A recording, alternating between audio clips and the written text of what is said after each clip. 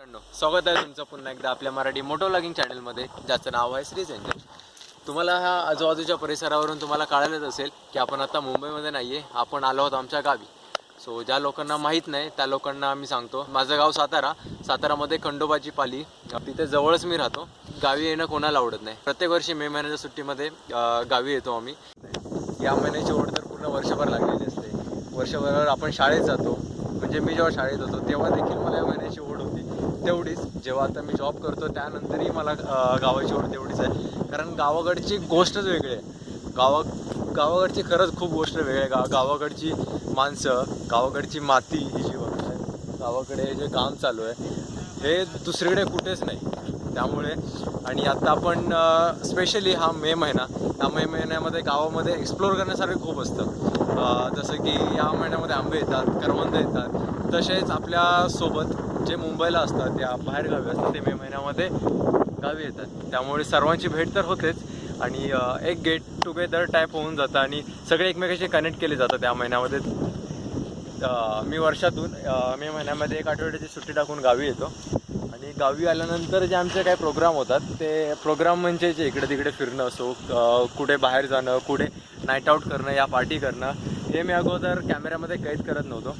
पण खास तुमच्यासाठी माझ्या गावाकडची लाईफ ही मी घेऊन येतो तुमच्यासाठी. आज गावी येऊन मला 1 दिवस झाला, म्हणजे हा माझा गावचा पहिला दिवस आहे. पण याच दिवशी तुमच्यासाठी मी काहीतरी खास घेऊन येणार आहे. आज आम्ही करणार आहोत पार्टी म्हणजे फक्त काही नाईट लाईफ किंवा हॉटेलमध्ये या क्लबमध्ये न करता आम्ही इथे या ठिकाणी करणार आहोत.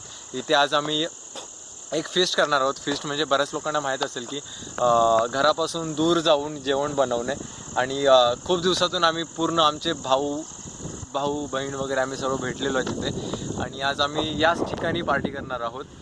सो वेलकम, तुम्हीही जॉईन करा आम्हाला. जे काय मसाले लागणार होते ते घेऊन आम्ही निघतो आता आणि खरी आता पार्टीला सुरुवात होते. Chicken done.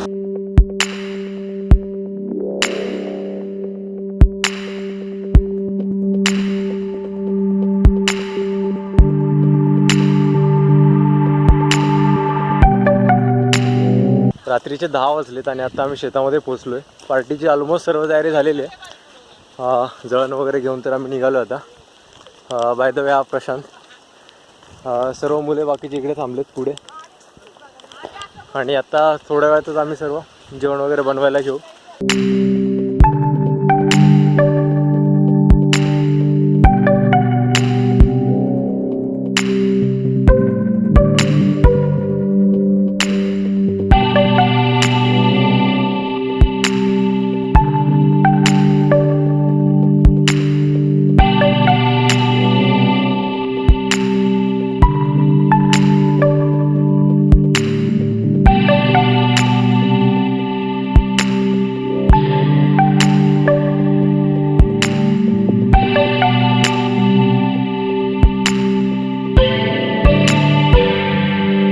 तर मी तुम्हाला अशाच काही गोष्टी दाखवणार आहे ज्या मी गावी न राहता मुंबईला राहून खूप मिस करतो.